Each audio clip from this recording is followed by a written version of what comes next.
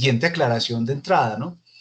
Y es que el momento post-COVID es un momento incierto hasta ahora para todos y todas, si entendemos que la pandemia no ha terminado y que, digamos, los cálculos de los expertos y de los organismos internacionales y de la información que hay, digamos, desprendida del proceso de investigación y del diseño, digamos, de las vacunas, es un proceso que es lento y que hay algunos países, unas naciones y unos conglomerados intergubernamentales y multinacionales que están, digamos, en esa carrera. Es una carrera también que devela la condición de la geopolítica internacional, es decir, el que primero tenga la vacuna va a mostrar cierta ventaja en materia política y económica a nivel global. Por lo tanto, ese alinderamiento geoestratégico de países alrededor de los acuerdos de Oxford o otro tipo de vacunas que están en otros lugares, como en Rusia o en China, donde se están planteando obviamente unas carreras que hasta el momento para Colombia, el mismo presidente de la República ya ha advertido que a mediados del próximo año, muy seguramente todavía, quién sabe si la vacuna pudiese llegar a nuestro país. De modo que entonces el título es una especie como de antesala de provocación, con la aclaración de que hablar del post-COVID es un momento de incertidumbre. Y me baso en este título también un poco pensando la conferencia que dio el maestro Luis Fernando Aguilar sobre el tema del papel de los gobiernos y digamos del desarrollo de la administración pública en los momentos post-COVID, que fue, si algunos de ustedes lo recuerdan, un evento, digamos, reciente, auspiciado por la CETAP, la regional de Huila, y momento en el que estuvo el director nacional Pedro Medellín hablando de la importancia, pues, de este tema de la gestión del conocimiento. Entonces quiero articular esta disertación, como la denominamos hoy, un poco en ese contexto de lo que es la invitación desde la Dirección Nacional de la ESAP para pensar el tema de la innovación como un reto fundamental en tiempo presente, por supuesto, y en un tiempo futuro, en términos de deseo, cuando haya desaparecido la pandemia y tengamos la posibilidad de empezar a tener una vida relativamente normal. Esto porque, si bien estamos experimentando una reapertura que ha sido necesaria, fundamental para el restablecimiento de la marcha del engranaje económico para el país, digamos, ya estamos viendo que en Europa, particularmente en Alemania y en España, se están volviendo a tomar medidas de confinamiento debido a los rebrotes. Y digamos que si eso le está pasando a España y a Alemania, es probable que nosotros también, luego de esta primera reapertura, vayamos a sufrir consecuencias similares para los próximos meses. De modo que es un lente de perspectiva cercano para entender un poco el contexto de lo que nosotros podemos llamar la época post-COVID. Ahora bien, pensar el tema de la formación política, profesores, colegas, estudiantes, egresados, es pensar un tema que en materia, digamos, de cultura política es fundamental para una sociedad con aspiraciones democráticas, ¿no?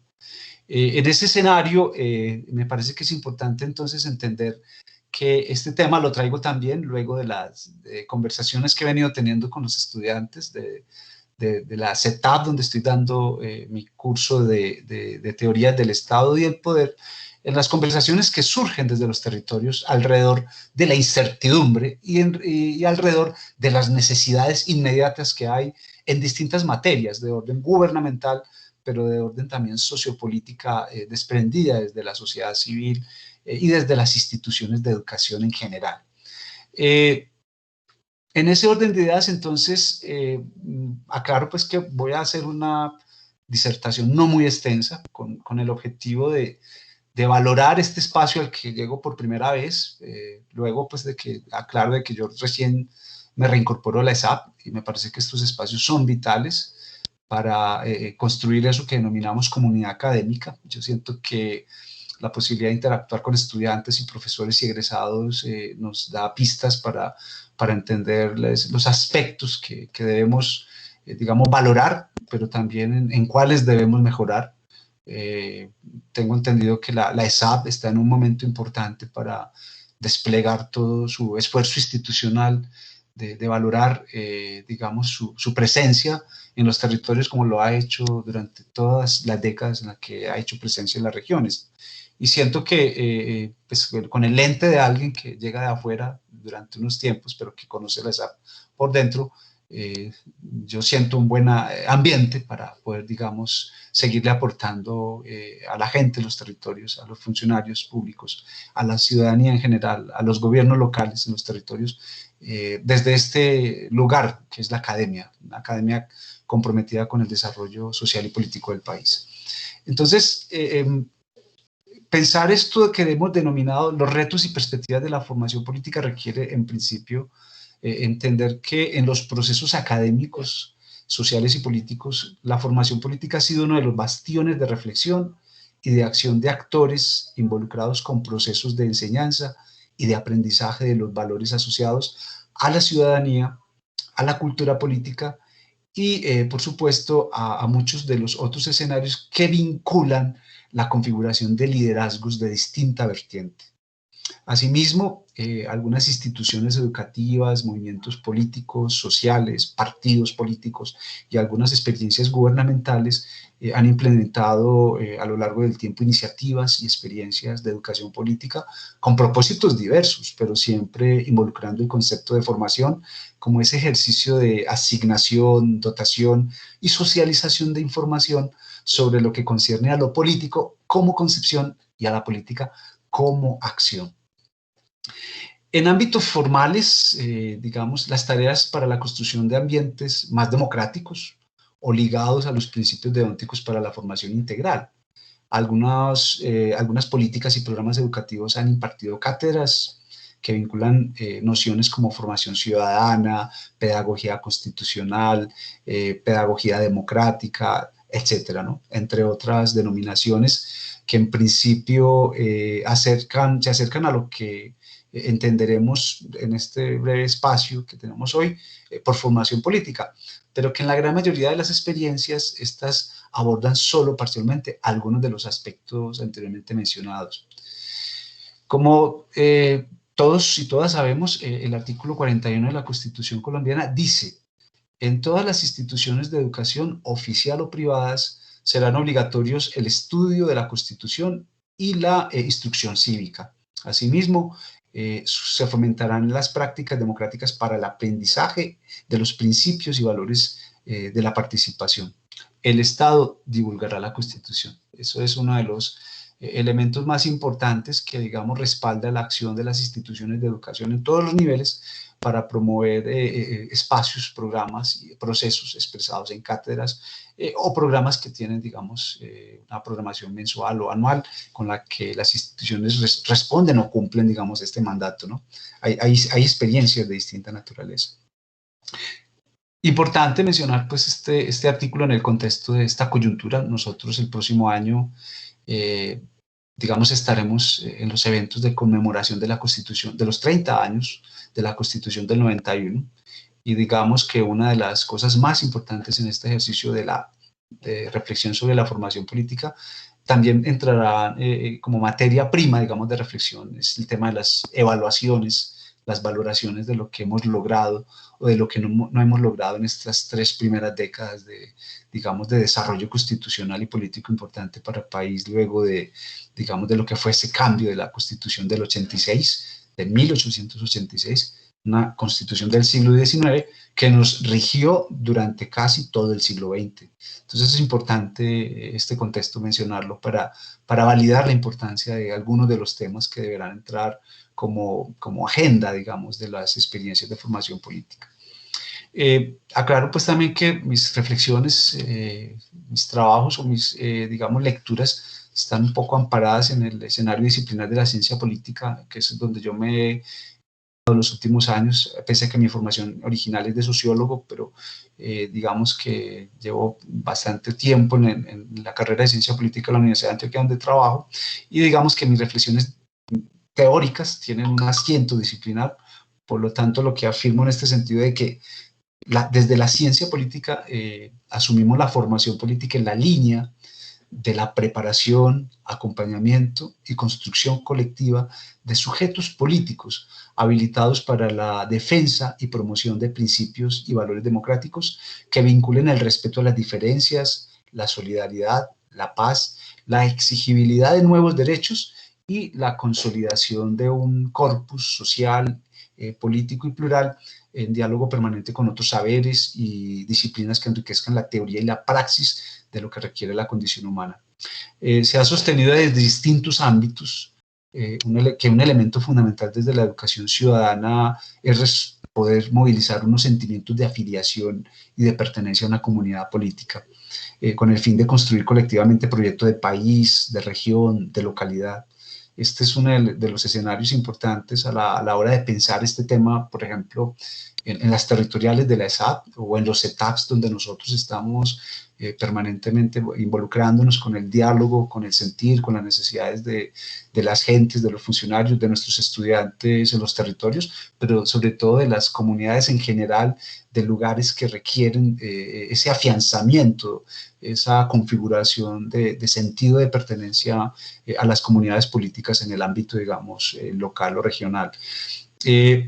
En este sentido hay una especie como de relación implícita entre lo que significa la formación ciudadana con la formación política. Aquí es donde empezamos a entender la similitud o a veces la configuración de homogeneidades de pensar la formación ciudadana versus formación política como lo mismo, ¿no? Pero hay que precisar que son las formas en que nombramos estos ejercicios de educación política que tienen varias denominaciones, pero que es donde van tomando rostro si lo hacemos pensando en el sentido de pertenencia en el territorio. Ahí hay formación ciudadana también, ¿no?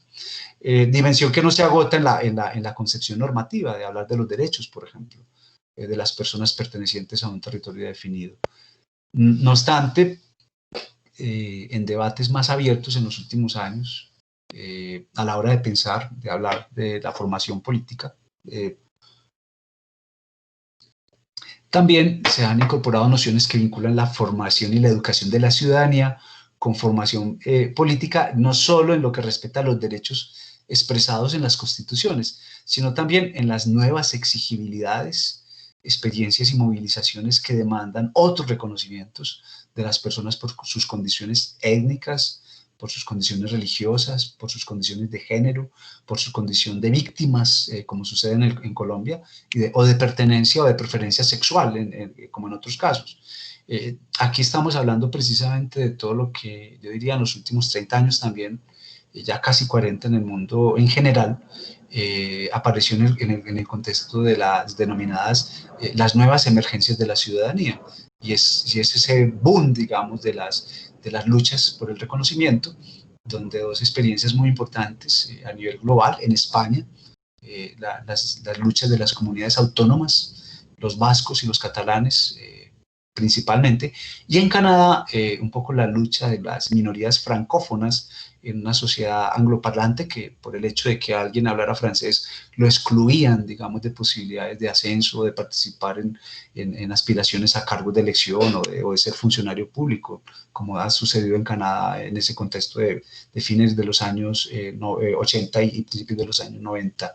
Tanto España como Canadá sirvieron digamos, de plataforma de lanzamiento de las reflexiones más importantes sobre lo que sería el advenimiento del debate de la multiculturalidad, hablando de dos zonas un poco desarrolladas, industrializadas, donde aparecen académicos importantes del mundo que van a poner los puntos sobre las IES, pero que habrá que aclarar siempre que las luchas de las minorías para el tema de los reconocimientos siempre están en los territorios, y en América Latina y América del Sur y Colombia, por supuesto, no es la excepción, donde los pueblos originarios, los pueblos indígenas, las organizaciones de minorías de otro orden, de diversidades sexuales, de diversidades, entre ellas incluso, por supuesto, las mujeres, los movimientos feministas, y últimamente, en el caso de Colombia, las víctimas se han movilizado, se han organizado para efectivamente reclamar una atención y una protección institucional que muchas veces en la Constitución no aparecía, y que si en la Constitución de 91 apareció ese avance importante de reconocer a Colombia como un país plural y diverso, pues 30 años después estamos viendo las consecuencias de una coyuntura como la del pasado 16 de septiembre, donde un grupo de indígenas Misaks derrumban o derriban, digamos, un monumento que reposa en la ciudad de Popayán, o reposaba en la ciudad de Popayán, en el morro de Tulcán, donde estaba el conquistador Sebastián de Belalcázar. Hay que recordar que el Cauca es una sociedad profundamente indígena, profundamente marcada por la historia de la esclavitud y por lo que ha configurado el pleito permanente, digamos, del tema de los latifundios y la recuperación de tierras por parte, digamos, de los distintos grupos que allí tienen asiento.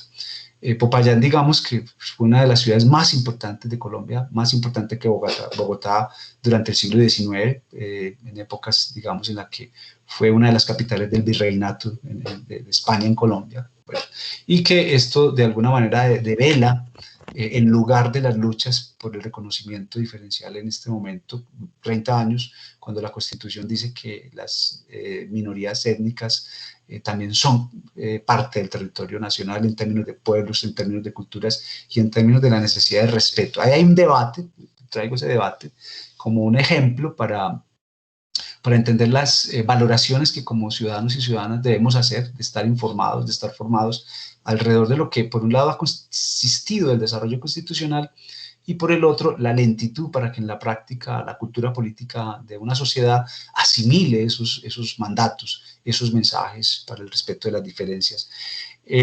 Dado lo anterior, entonces, se justifican varias preguntas un poco alrededor de la importancia de la formación política para entender un poco su pertinencia, su necesidad, su importancia. Aún más aclarando que la importancia de la formación política no es solo para lo que viene luego de que pasemos y superemos esta emergencia global. Siento en lo personal que la formación política es una misión institucional del Estado a través de sus instituciones educativas, antes del COVID, durante el COVID y después del COVID. Yo creo que es importante aclarar eso.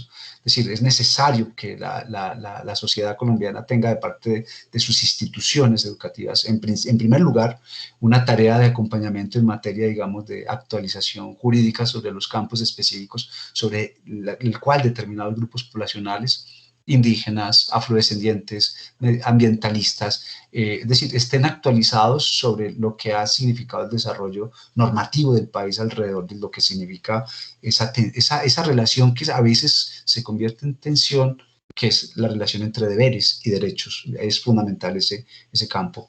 Y esas preguntas pues son orientadoras para una reflexión, ese es el objetivo de hacer las preguntas, que son reflexiones que están sobre la mesa para todos los escenarios institucionales o educativos, pero también sobre todo en los territorios, con los pobladores, con los dirigentes, con los líderes, con los gobiernos locales. ¿Cuál es el papel de la formación política en las experiencias educativas expresadas en instituciones de educación superior o en instituciones de educación de otros niveles? Es decir, ¿cuál es el papel? ¿Cuál es la tarea del colegio hoy o de la escuela en cualquier territorio nacional? Es decir, ¿cuál es el papel? ¿Qué pasa con esa institución en relación al tema de la formación política? ¿Cómo se desarrollan esos programas? ¿Cómo se desarrollan esas cátedras, esas actividades? Si es que se desarrollan, además. Estamos cumpliendo con el artículo 41 de la Constitución Nacional, ¿y en qué medida? O sea que los 30 años de la Constitución del 91 pueden ser un buen momento para valorar y evaluar con proyectos de investigación, jóvenes estudiantes, profesores, valorar cuál ha sido la experiencia en estos 30 años, digamos, de esa experiencia de formación ciudadana, según el artículo 41 de la Constitución Nacional, en determinadas instituciones, en determinados territorios. Buena pregunta para algunos proyectos. ¿Qué relaciones y diferencias se expresan en dichas experiencias, en las cuales temas como la democracia, la ciudadanía, los derechos sociales, el sujeto político aparecen como asuntos centrales de discusión? Es decir, ¿cuáles son los temas de este asunto de la formación política? Porque ahí entrará también los temas de la paz y de la guerra, que son temas que no desaparecen de nuestro escenario. Bueno, hasta acá, pues, digamos, hay una contextualización, digamos, de esta primera parte de la disertación. Voy a terminar con una que sigue, que es la segunda parte, en la que voy a traer un marco referencial como base para entender cuáles son los conceptos recomendables para quienes quieran involucrarse o necesiten involucrarse o se estén involucrando en los temas de formación política desde las instituciones. Ahí está la ESA como una institución de educación superior importante en el país, que tiene una misión a través, digamos, de estas agendas, no solamente a través de sus cátedras, sino a través de tantos proyectos que ha desarrollado a lo largo de los años. En algún momento la ESA contrató al investigador William Ospina para que desarrollara un proyecto que se llamaba Misión La Política en Colombia. Yo tuve la oportunidad en la regional Antioquia-Chocó de ser uno de los, digamos, facilitadores de este tipo, digamos, de actividades que la Misión La Política en Colombia estaba desarrollando en el orden nacional. Esa misión La Política en Colombia obedecía a los propósitos institucionales de la ESA en su momento de responder al artículo 41 de la Constitución Nacional. Supongo que a lo largo de los años que han sucedido después de que William Ospina fuera contratado por la ESA para este tipo de actividades, vinieron otros investigadores, intelectuales, académicos, profesionales de la administración pública, egresados, quizá también, que han desarrollado otras actividades que han estado amparadas en esa misión institucional de seguir aportando a estas tareas de democratización en los territorios. Entonces, sin más preámbulo, hay un concepto que es el básico que todos conocemos, que hay que recordarlo todos los días, un poco, pues yo soy docente hace más de 20 años, y les puedo confirmar que no es solamente un trabajo para mí, yo trabajo como docente investigador, pero para mí es mi vocación, amo profundamente esta profesión y siento que ese es un compromiso con la sociedad, sobre todo con los jóvenes con quienes permanentemente interactúo en condición de docente y de interlocutor. Y bien, entonces, para entender cuáles serán a la hora de pensar los retos de la formación política en esta época de COVID y post-COVID, pero lo que ha venido siempre teniendo también relación como referencia fundamental es el concepto de pedagogía. En un diplomado de administración pública en el que participé, Ramiro, si estás por ahí, algún colega también de aquella época que de pronto esté conectado, que yo no haya visto, un diplomado que la ESAP hizo sobre administración pública en la regional Antioquia-Chocó en el 99, ya estamos hablando de 21 años, ya pues han pasado 2 décadas. Una de las tareas importantes en ese diplomado de administración pública en la ESAP, Antioquia Chocó, era la preocupación y el interés de tener herramientas, que nosotros como docentes nos dotáramos de mejores herramientas pedagógicas para poder impartir mejor nuestra tarea en cuestión de docentes, de facilitadores, de interlocutores con nuestros estudiantes y colegas en los distintos espacios académicos en los que interactuábamos. Dice la Real Academia Española de la Lengua que pedagogía proviene del griego peidagogos, paidos, niño, y gogia, conducir o llevar. Se leía en aquella época antigua como el esclavo que llevaba a los niños a la escuela, pues para que recordemos, en el mundo antiguo clásico, la esclavitud era uno de los rangos importantes, digamos, que sostenían los privilegios del ciudadano, ¿no? Aristóteles justificaba la esclavitud. Son de esos momentos difíciles para entender el paladín de la democracia con esas aparentes contradicciones del mundo moderno, pero bueno, no resisten en este momento esas comparaciones, pero esa definición que la Real Academia Española puede llamar la atención por eso de que esclavo que llevaba al niño a la escuela. Entonces, ahí hay un asunto muy particular, pero que tiene que ver ese asunto de conducir, de llevar, ¿no?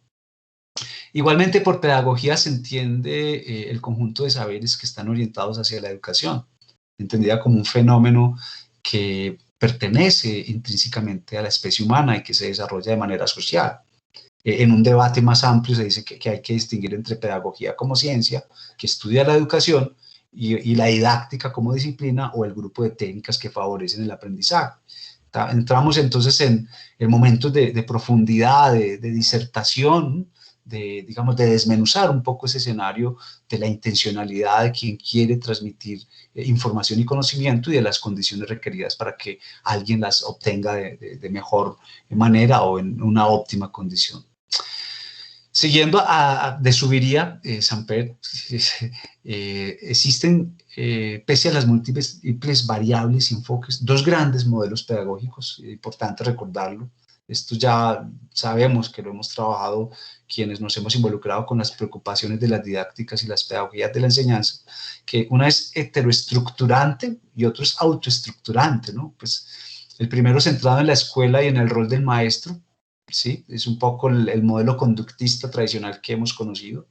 Y el segundo en el lugar y en el rol del estudiante, visto como pues verdaderos maestros, y el segundo en el rol o el lugar del estudiante como un artesano que trabaja conjuntamente con el maestro. Entonces estamos hablando del modelo pedagógico conductista y el constructivista, ¿no? En otras palabras, que era como hace 20 años los conocíamos, pero ahora aparecen estas denominaciones de heteroestructurantes y autoestructurantes. Las teorías pedagógicas obviamente van avanzando también, se van perfeccionando, y pues en esta invitación de que pensemos en la innovación hay que recordarlo también, no es solamente lo nuevo, es también aquello viejo y antiguo que tal vez no hemos implementado, o es tal vez el mejoramiento de aquello viejo y antiguo que no hemos hecho bien, de manera que innovar no es hacer algo nuevo solo per se, es también traer aquello que es necesario que no hacíamos pero que debimos hacer. Eso es un poco el debate también epistemológico y me parece pedagógico alrededor de esta invitación a la innovación en el campo de la docencia, en el campo de la enseñanza, en el campo de la educación. Otro, ya no me voy a extender mucho, ya téngame paciencia que ya voy a acabar, porque me interesa mucho es la interlocución con el grupo de profesores, estudiantes y egresados. Yo vengo aquí es a sentar unas bases para una reflexión que está en construcción, en calidad de interlocutor, no en calidad de experto. No me gusta aparecer ni que me presenten como experto, soy un interlocutor, soy una persona que estoy permanentemente indagando, buscando, con el compromiso y con la colaboración de otros, de modo que nada es absolutamente exclusivo, sino que es producto de un conocimiento colectivo en la que hay estudiantes, hay profesores, hay autores, investigadores importantes a nivel global que nos sirven de referencia. Entonces, la otra denominación o marco de referencia importante para la formación política es la expresión de educación política. Yo creo que hay una cosa acá que todos los docentes debemos, y los estudiantes, por supuesto, debemos incorporar en nuestro imaginario, ¿no? Alrededor de lo que significa nuestro acto, ¿no? Nuestro ejercicio de la docencia y lo que representa un docente en la condición, digamos, de interlocutor cuando somos estudiantes, ¿no? Sostenía insistentemente Paulo Freire que todo acto educativo era un acto político. En este horizonte referirnos entonces a la educación política vincula una alusión inevitable a los aportes de este gran pedagogo latinoamericano, ¿no? Afirmaba que la educación se mueve entre apuestas domesticadoras y autoritarias y otras democratizantes y libertarias. La educación también se mueve en esos mundos, ¿no? Depende de la educación, depende del adoctrinamiento, depende de la posibilidad de que quien aprende tenga condiciones de horizontalidad con su interlocutor maestro. O hay escenarios donde el maestro es alguien que está en una jerarquía institucional y el estudiante a veces no va a tener las posibilidades de interlocutar de par a par con ese referente especial e importante, ¿no? Por lo tanto, hay tanto de ancho y de estrecho en este proceso que es necesario entender que la educación vincula labores y tareas de convicción, de necesidad y de responsabilidad en ámbitos sociales, populares, comunitarios, como en los sociales que vinculan la presencia de la escuela formal, así como aquellos riesgos derivados del simple cumplimiento de una orientación formal y no consensuada. Es decir, hay instituciones escolares que hacen bien la tarea porque hay una convicción entre los maestros, entre las directivas, de adelantar procesos pedagógicos para actualizar en muchos ámbitos del conocimiento. Pero pueden haber otras instituciones donde hay maestros o directivas que hacen la tarea simplemente por cumplir. Ese es un poco el debate alrededor de este ejercicio. Me voy a saltar porque se me está haciendo largo y quiero privilegiar la participación de ustedes, la interlocución y la conversación. La otra categoría importante, una tercera, es el concepto de formación ciudadana. Uno no puede pensar la formación política entonces sin pensar el término pedagogía, sin pensar la educación política y menos aún sin pensar y entender la formación ciudadana. Entonces, la formación ciudadana se ubica en el contexto democrático y de justicia social, donde las sociedades se interesan porque sus ciudadanos efectivamente se eduquen y se formen, de manera que no se reduzca la formación ciudadana a una mera transferencia de conocimientos en el marco de la enseñanza obligatoria a nivel curricular. Este concepto, de igual forma, encarna unas competencias que interactúan entre sí, tales como las comunicativas, las emocionales, las cognitivas, ¿no? Les puedo decir que en los ETAFs, y ustedes lo saben como yo, recientemente, sobre todo en esta virtualidad, algunos compañeros y compañeras con mucha dificultad con la virtualidad, unos más que otros, y nosotros pues nos toca es brindar confianza, flexibilidad para que estos compañeros y compañeras que tienen timidez, que tienen miedo de prender la cámara, que tienen miedo de hablar en público, pues vayan ganando confianza para poder aparecer como sujetos académicos y políticos. Coloco este ejemplo porque lo he reflexionado, ¿no? El tema de darle visibilidad en condición de interlocutores a nuestros estudiantes en los territorios en zonas apartadas donde, digamos, las condiciones de la tecnología y también, digamos, de la virtualidad pueden ser más duras que en nuestros centros urbanos o en las grandes ciudades. De modo que aquí se agita la tarea de que entendamos la educación también diferenciada dependiendo de los lugares donde la estamos impartiendo. Y ahí viene la tarea importante de la institución y de nosotros como docentes para acompañar diversa y diferencialmente a los estudiantes en los distintos escenarios donde hay mejores condiciones que otras, incluso no solamente cognitivas, sino también tecnológicas, pero también emocionales. Es muy importante esto. Estoy saltando un poco lo que yo tengo para terminar con un concepto que es clave, que este sí lo heredamos de la cultura política, digamos, estadounidense, de la ciencia política norteamericana. Voy a terminar con esto. El concepto de formación cívica es el otro escenario donde, digamos, las obras de Sidney y Verba, digamos, cultura cívica, así se titula ese trabajo importante de los años 70 y 80, esa cultura cívica que heredamos para entender un poco el tema de la cultura política como forma de conducir a una sociedad a la hora de entender y respetar las instituciones, la ley y la autoridad. Ese modelo obviamente ha sido recibido muy acríticamente en América Latina, pero su fuente es estadounidense y eso sirvió para todos los planes, digamos, de intervención estadounidense en América Latina en los procesos, digamos, de la Guerra Fría, ¿no? Siguiendo a Rodríguez, que es un profesor de la Universidad de los Andes, plantea que la formación cívica se ha venido gestando a manera de instrucción y no desde el ámbito de la formación democrática, el espíritu deliberativo y crítico, ¿no? O sea, esa formación cívica es aprender un poco el manual de Carreño, ¿no? Aprender las normas, respetarlas y acatarlas sin reflexionarlas, ¿no?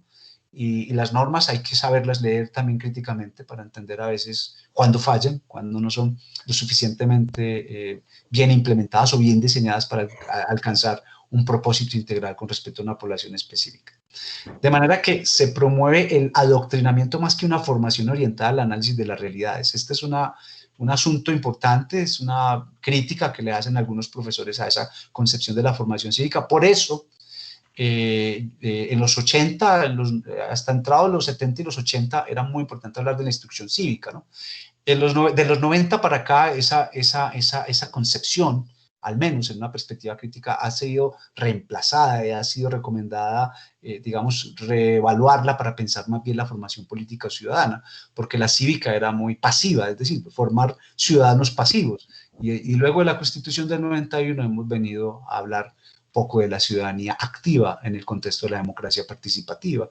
Entonces, digamos que este es un poco el escenario también donde esta formación cívica se sigue implementando como modelo en muchos lugares y eso tiene obviamente tanto de discusión como de, digamos, de acción alrededor de las apuestas de quienes quieren cumplir o quienes quieren efectivamente por voluntad aportar a lo que el país, la sociedad, el territorio, la comunidad regional o municipal necesitan en términos de, digamos, acompañamientos, bien desde las instituciones, porque los procesos y las dinámicas hay que aterrizarlas ya no solamente a las cátedras de las instituciones, sino que hay un compromiso de los gobiernos, hay un compromiso de los partidos políticos, hay un compromiso también de las organizaciones no gubernamentales o de las distintas organizaciones sectoriales, dependiendo de la población, hablemos de mujeres, organizaciones de jóvenes, grupos indígenas, población afrodescendiente, que se ven en la necesidad de crear sus propios grupos o propuestas. Y es ahí donde aparece, para cerrar,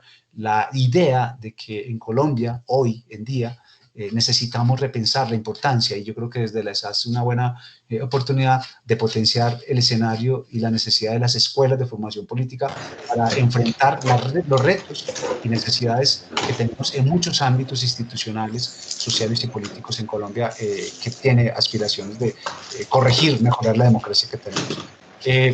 Cierro ahí para que tengamos entonces una oportunidad de interlocutar, digamos, de intercambiar ideas a raíz de estas, digamos, píldoras para la reflexión que se me ocurre denominarlas de esa manera. Muchísimas gracias.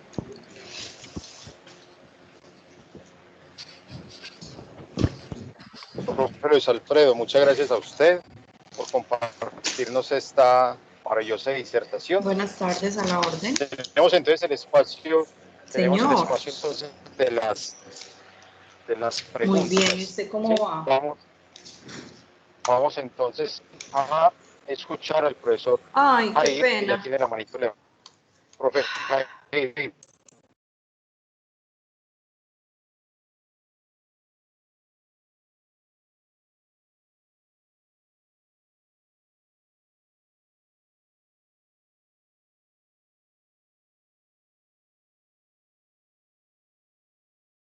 Doctor, ¿me escucha ahora?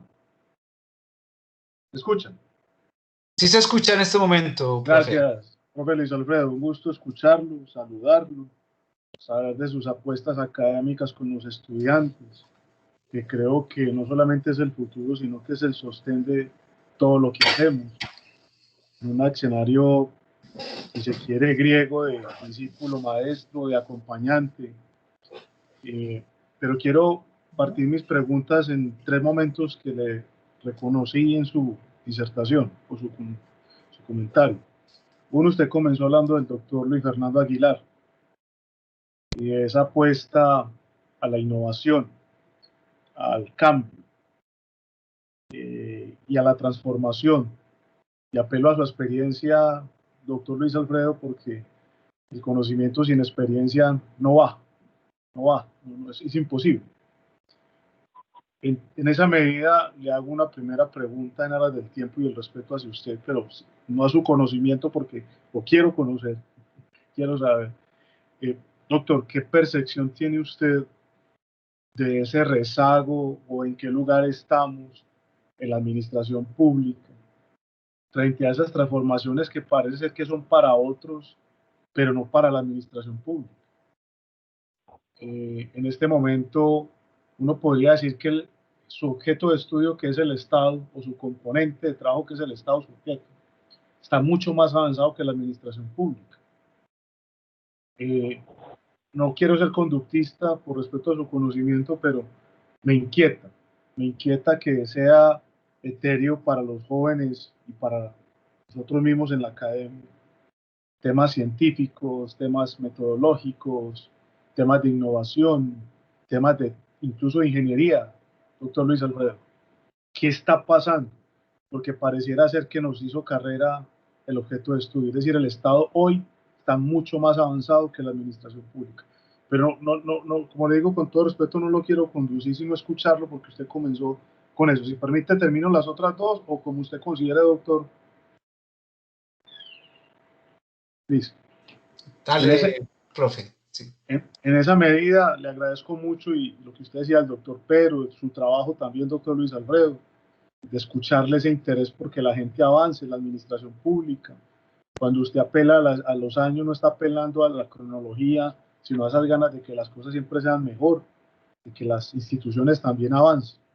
En una segunda medida, usted hablaba de ese componente de lo político, del grueso tal vez de algo que a veces lo dejamos simplemente como una herramienta y que muchas veces uno se lo pregunta a los politólogos, que habla es el ejercicio ciudadano, y tal vez lo único que le dicen a uno es, no, el ejercicio ciudadano es votar.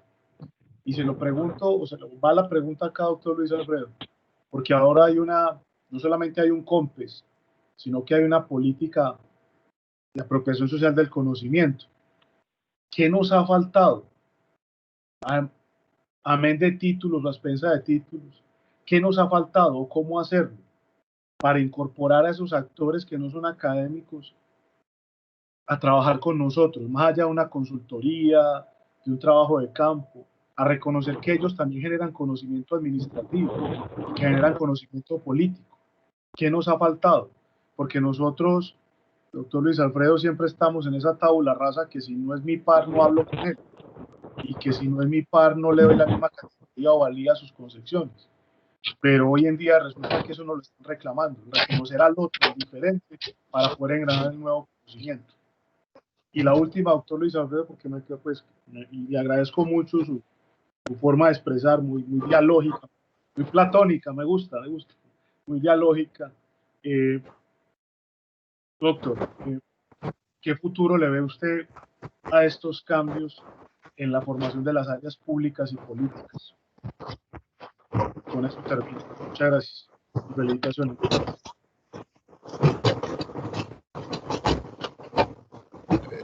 Me dejó con tareas muy difíciles, Jair. No sé, Osmar. Resumiendo la tesis, doctoral. No, les devuelvo un poco porque son preguntas muy gruesas, muy grandes. Si los demás compañeros, compañeras, quienes asisten, aceptan que yo intente unas respuestas o más bien una devolución inicial o algunos de ustedes quieren aportar o agregar antes de yo responder a cosas tan gruesas que son largas y complicadas. Me dicen, hágame señitas para que los demás y las demás también. Dale, no, te escuchamos en la devolución. Listo, está bien, Osmar. Entonces, mientras tanto, los otros docentes que tengan una pregunta, sí, levantando la manito, para irles dando la palabra. Listo. Muy importante, Jair. Jair, eres profesor, ¿cierto? Eres profesor por el timbre. Te siento que eres un colega. Lo digo porque como no conozco a las personas que están conectadas, que tengo entendido hay estudiantes y egresados, sí, entonces siento que ahí está la experiencia también parlante de quien ha tenido conocimiento de causa de lo que estaba yo planteando en condición de docente, ¿no? De acuerdo. Para empezar con el tema de qué nos pasa del atraso, yo creo que les comparto cosas de mi curso de teoría del estado de poder, Osmar, para que te des cuenta un poco de lo que han sido las reflexiones con los chicos y chicas del CETAD en el que estoy dando el curso en este momento y con los que próximamente iniciaré en otra de las territoriales o en otro CETAD. Es que una cosa es el Estado como ente político administrativo, y otra cosa es el Estado, según los teóricos más recientes, como un autor británico que se llama Bob Jessop, que ha planteado el tema de los retos del Estado en las sociedades contemporáneas, y es que el Estado para él es un conjunto de relaciones sociales, ¿no? No podemos pensar el Estado como una cosa, el Estado no es un aparato, ni una cosa, es un error pensar el Estado de esa manera, y ahí hemos caído muchos y muchas a lo largo de los años, de las décadas, de los siglos quizá, y es que el Estado es un conjunto de relaciones ahí. Y entonces pensar el Estado moderno o avanzado, ahí es que mirar, yo haría una precisión, yo creo que el Estado está más avanzado en relación al soporte constitucional, jurídico. La Constitución del 91 da las bases, digamos, institucionales más fuertes para entender el Estado social de derecho en Colombia, ¿no?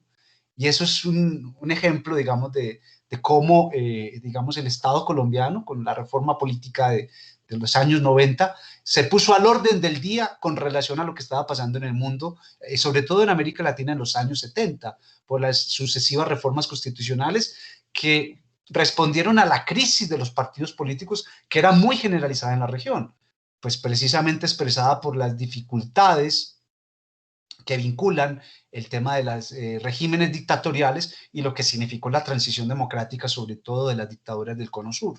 Ahora, Colombia, a puertas de finalizar el siglo XX, hace un cambio político que devela, digamos, la transformación jurídica y constitucional del ordenamiento del país en dos vías importantes de modernidad, y es el tema del régimen político, la democracia participativa y digamos, la superación del bipartidismo agotado. Por eso vino el tema multipartidista y cambiamos el modelo exclusivo de la democracia representativa a una democracia participativa, aclarando pues que que no es que superáramos la democracia representativa, sino que la democracia participativa con sus mecanismos entraría a reforzar, a mejorar los procedimientos de representación política que en Colombia teníamos hasta ese entonces. Ese es el deber ser de ese momento de la Constitución del 91. Entonces, si yo te escucho, profe, que es que parece que el Estado es más moderno que la administración pública, yo diría, es claro, es el ordenamiento jurídico puso la institucionalidad en un lugar, comillas, de avanzada, pero la práctica de la administración pública, y ahí ya venimos, porque yo creería que la administración pública también se ha modernizado. Lo que se ha quedado corto un poco es el tema de lo que los abogados y los filósofos entienden en el mundo de lo consuetudinario más que nosotros, los que somos, digamos, científicos sociales, pero que miramos la cosa no en el mundo estrictamente normativo, ¿no? Es que el peso de la costumbre, el peso de la cultura es fundamentalmente determinante para entender el andamiaje institucional de cualquier organización, por grande o pequeña que sea. ¿A qué me refiero? Es que Colombia, en términos culturales, yo diría, nosotros somos una sociedad aún predominantemente muy premoderna, si respondemos un poco al entendimiento de, digamos, lo que ha significado el desarrollo y la evolución, digamos, de lo que significa esa idea de progreso, ¿no? Nosotros somos pues una sociedad hispano-católica, el hispano-catolicismo en los procesos, digamos, de transformación y de construcción de modernidad, configuró unos mojones de sociedades globales, ¿no? Las sociedades desarrolladas e industrializadas son las sociedades que asumieron el protestantismo desde hace siglos, ¿no? Y eso lo plantea Max Weber en la ética protestante y el desarrollo del capitalismo, en una obra maravillosa de 1900. Entonces, estoy planteando asuntos de teoría sociológica que son muy fuertes, que son muy problemáticas, y es que cuando vos entendés esto, tenés que validar dos cosas, y con esto termino esa primera evolución sobre la primera pregunta, y es que las instituciones no son entes abstractos. Las instituciones, si pensamos en los gobiernos, si pensamos en los aparatos, donde los hay, porque el Estado no solamente es eso, pero donde hay decisores, hay personas, y las personas tienen cargas de subjetividad, y la subjetividad es simplemente el imaginario y el sistema de valor que caracteriza a un individuo y, por supuesto, a una sociedad en su conjunto. Todos los debates que nosotros tenemos alrededor de la modernidad hoy tienen en jaque precisamente el hecho de que podríamos, si pensáramos el Estado como aparato, profesor Jair, uno podría decir institucionalmente es más moderno que quienes lo ponen a marchar en términos de su subjetividad. Entonces tenemos instituciones muy modernas, pero llega alguien que la devuelve al siglo XIX por su imaginario, por sus creencias, por la forma de ver el mundo. Entonces esa es una primera idea que yo sé que no respondo a cabalidad a la pregunta, estoy seguro, pero doy una idea de lo que puede ser una posible interpretación a las causas de eso que vemos como atraso con relación a lo que vemos moderno en otro lugar. Y es que, pues, imagínese a alguien que se baja de un vehículo modelo 2021, pero que se baja a maltratar a alguien por el simple hecho de que tenga un color de piel distinto, o porque tenga una preferencia sexual distinta, o porque tenga pertenencia a una etnia distinta, ¿no? Eso habla de la modernidad, ¿no? No es el carro modelo 2021, sino quien se baja de ese carro que lo conducía y se bajó fue a atropellar a alguien. Entonces, un poco entender que la modernidad política, si la pensamos, es un asunto que tiene que ver efectivamente con el tema del respeto y las garantías, que es una de las cosas fundamentales del Estado moderno. Y el Estado moderno no se ve reflejado en el comportamiento, digamos, de las personas. Cuando decimos, es que yo también soy el Estado, porque el Estado incluye a la población, no solamente al aparato burocrático ni a los gobiernos, sino a las personas, que son las que efectivamente hablan de ese contexto de la relación con la modernidad o la premodernidad, ¿no? Las raíces del atraso un poco se explican desde los aspectos culturales. Sobre lo segundo, el tema de qué tipo de ciudadanos, yo diría es que un poco está relacionado con lo anterior.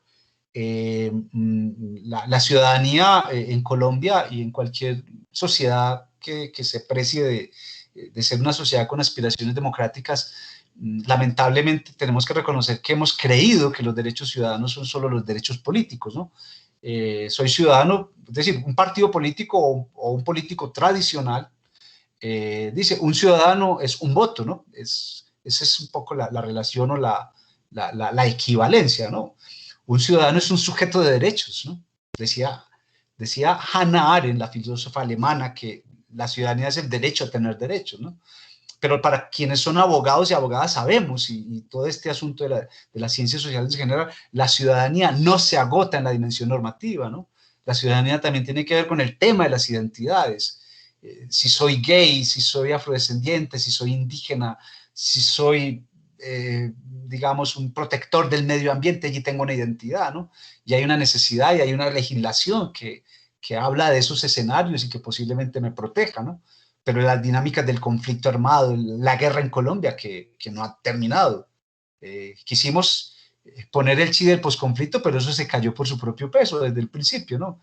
Después de que hay procesos de paz, no viene el posconflicto, vienen los posacuerdos, porque los conflictos son inherentes a la condición humana. Quien crea que el conflicto acabó está equivocado, ¿no?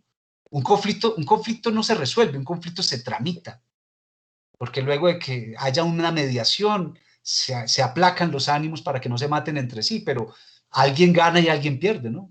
Es decir, se evitó que se perdiera una vida, pero alguien gana y alguien pierde, pero los conflictos se tramitan. Y eso es una cosa fundamental de la teoría de conflictos, y es que nosotros fuimos más o menos víctimas de un entusiasmo sobre el tema. Y miren las masacres, el asesinato de líderes sociales, el tema de muchos territorios donde yo no sé en esta época cómo pasará, pero Osmar, compañeros, compañeras, yo llegué a viajar a un setup que me recogieron con un carro blindado y el lugar donde yo daba clase, donde estaban los funcionarios de 3 municipios que eran los estudiantes del setup, tenía un doble acordonamiento militar porque estábamos en zona de disputa entre la confrontación armada del proyecto paramilitar y un frente de la FARC.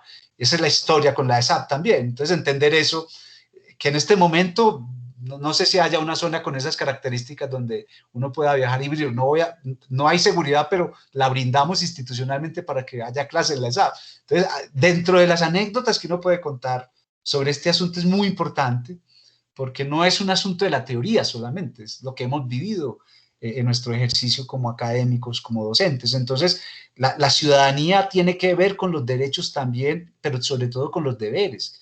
Y ahí yo no sé si más o menos es donde entramos en relación a los retos. La gente, la mayoría de las veces quiere protección y garantías del Estado, pero nosotros ya tenemos que protegernos como ciudadanos no solo del Estado, sino de esos otros ciudadanos y ciudadanas que quizá no van a respetarnos la vida, ¿no? Entonces es un asunto problemático para todo este asunto de la convivencia pacífica en un país donde el Estado no alcanza a proteger la vida humana, porque son otros ciudadanos también los que representan posiblemente una amenaza o un riesgo para poblaciones enteras. Y el futuro, yo pues voy a decir una cosa que es muy orwelliana, ¿no? George Orwell, esa obra maravillosa de 1984, pues el título, ¿no? Porque la obra es de 1949, con un título de 1984, ¿no? Y esa obra de Orwell es muy hobbesiana. Hobbes era un hombre profundamente pesimista, ¿no? Por eso decía que el hombre es un lobo para el hombre, y yo siento que el futuro es incierto en términos de lo que está viviendo el mundo. Estas experiencias del confinamiento, de la emergencia sanitaria a nivel global, dice Enrique Dussel, el gran filósofo y maestro argentino radicado en México hace muchísimos años, en estas experiencias de entender qué está pasando en el mundo con este asunto del COVID, decía que es la primera vez que el mundo tiene una crisis universal, es decir, porque hubo pandemia en 1918 y hubo pandemias en muchas épocas. Ahí están las narraciones de Boccaccio, el de Camerón, ahí está la obra La Peste, es decir, tanta literatura, tantas fuentes de tantos momentos difíciles para la humanidad, pero nunca simultáneo en todas partes como lo estamos viviendo ahora, ¿no? Entonces esto nos dice Dussel, lo que estamos viviendo nos tiene que llamar la atención, sobre todo con lo que estamos haciendo con la naturaleza, porque es allí donde están todos los riesgos, pero también donde están todas las posibilidades para lo que nos viene. Entonces ese tipo de pensamientos para mí son los más sabios en relación al futuro, un futuro que ante tanta incertidumbre no tenemos que llenar, profesor, estudiantes, egresados, de fortaleza, de entusiasmo, de seguir aportando desde donde estamos para que la gente tenga esperanza, ¿no? Y yo creo que la educación es una posibilidad para eso.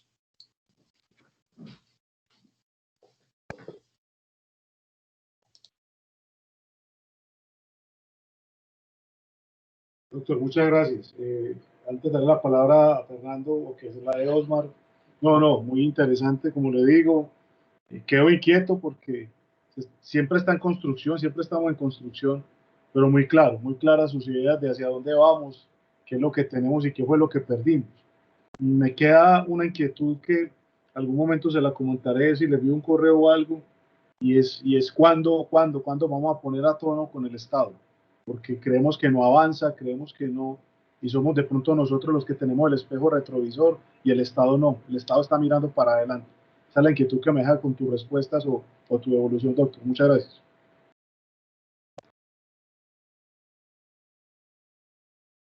Otra vez la barriga. Bueno, escuchemos entonces a Fernando. Fernando, te escuchamos. Muy buenas tardes, gracias por darme la oportunidad, profe Orman y el profe Luis Alfredo.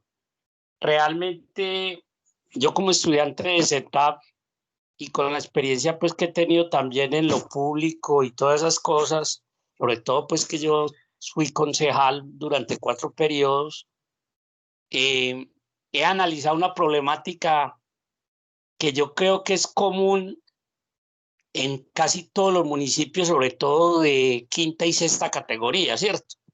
Porque de pronto en los municipios de primera, de especial o segunda o tercera, de pronto la calidad de las corporaciones, digamos, asambleas o en este caso los consejos, pues como tal, pero también las asambleas pueden tener esos problemas. Incluso la corporación del Congreso también puede tener esos problemas y es que llegamos porque la Constitución, pues lógicamente nos da un derecho de ser elegidos, de elegir y ser elegidos, pero no nos pone condiciones, y no que nos lo deja así simplemente cualquier ciudadano, ¿cierto?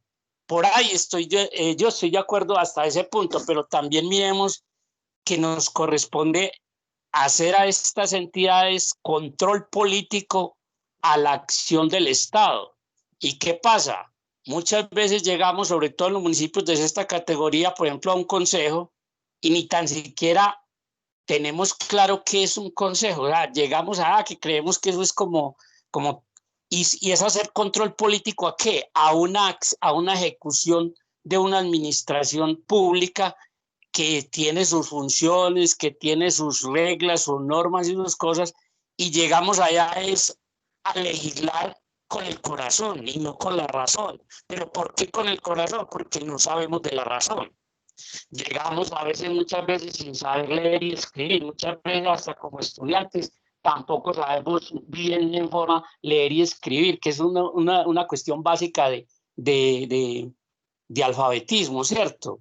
Pero mire que hoy en día ya el alfabetismo no se ve nada más por leer y saber leer y escribir, se ve un manejo de las cuestiones, digamos, de las TIC y todas esas cosas. Entonces uno llega a un consejo y le dan un informe, por ejemplo, de presupuesto y uno le queda ahí, dígame, ¿qué control puede hacer un concejal a una administración pública en finanzas, digamos, en presupuesto, si el 90% de los concejales no saben tan ese tema? Digo, ¿quién controla a quién?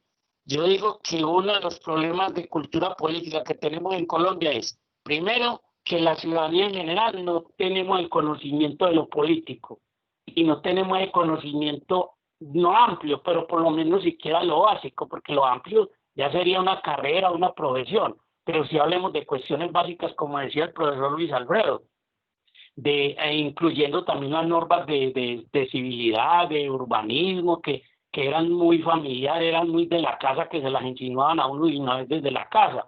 Pero hoy también se ha perdido ese tema también. Entonces llegamos a hacer control sobre lo que no sabemos. Y yo creo que el Estado no está funcionando en un 30 o 40% por esa situación, porque los que nos controlan el Estado, que efectuando pues las contralorías o las procuradurías o todas las vías, digamos, las corporaciones que son elegidas por voto popular. Lo voy a decir con todo el corazón, con mi experiencia que tuve. Uno a veces dice, hombre, ¿qué estamos haciendo aquí? ¿Qué estamos controlando si nos dan un informe? Y si es de la corriente política que nos funciona, lo aplaudimos. Y si no es de la corriente política, si sea un informe bueno, lo rechazamos y no damos ni tan siquiera un argumento. Entonces yo creo que la cultura política en Colombia es esencial, es prioritaria para que sea una prioridad incluso en la educación como tal, o sea, que sea una materia desde el inicio de la escuela, de los niños, los colegiales, los que están en las universidades deberían de recibir una cátedra específica en cualquier carrera que estén haciendo dentro de carrera o estudio dentro de las universidades o en cualquier evento que se vaya a hacer o en las elecciones también exigir que las personas que participen por lo menos tengan digamos, un diplomado o algo con respecto a lo que se hace, aunque sé que la SAP le maneja mucho ese tema, pero no es obligatorio. Muchas gracias.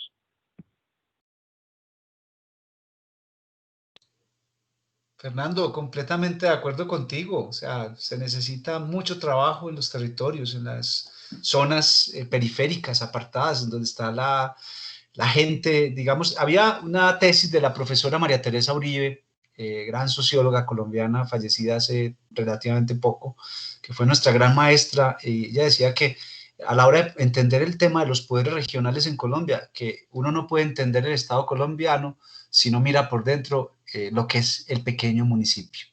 Lo que allí sucede es lo que explica lo que pasa en todo el Estado colombiano.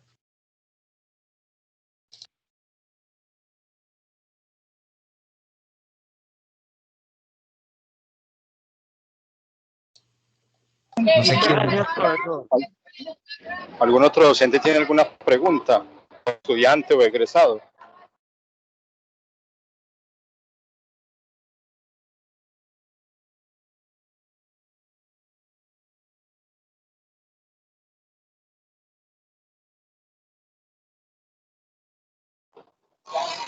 Profe, pues hasta el momento ya no hay más preguntas. Si quieres, profe, ya dar como un cierre, una conclusión. Y de todas maneras agradecerte muchísimo, profe, esta compañía y esta disertación que hoy nos regalaste. Osmar, ha sido para mí pues un gustazo poder aquí dejar unas ideas para provocar reflexiones entre profesores, estudiantes y egresados. Yo tengo mucho que decir, pero no voy a abusar de la confianza porque por respeto creo que hay que irle dando contenido y más participación a este espacio. Yo sé que pues esta virtualidad para mí, les confieso, a mí no me gusta, pero es lo que tenemos y tenemos que aprovecharlo. Yo simplemente un caluroso saludo nuevamente, Osmar, para todos y todas, y estoy a la orden para que sigamos conversando en otros momentos de este tema o de otros. Muchísimas gracias. Profe, muchas gracias a usted por acompañarnos, bueno, por volver a la ESAP. Usted sabe que la ESAP es su casa, siempre de puertas abiertas. Gracias a todos los docentes, estudiantes y egresados que hoy los acompañaron en Enlace Territorial. Les agradecemos muchísimo su presencia y al profe Luis Alfredo, pues muchas gracias. A todos una feliz tarde y nos vemos el próximo jueves en otro encuentro de Enlace Territorial. Profe Luis, muchas gracias. Feliz tarde. Gracias a todos. Muchas gracias, profe Luis Alfredo, por sus conocimientos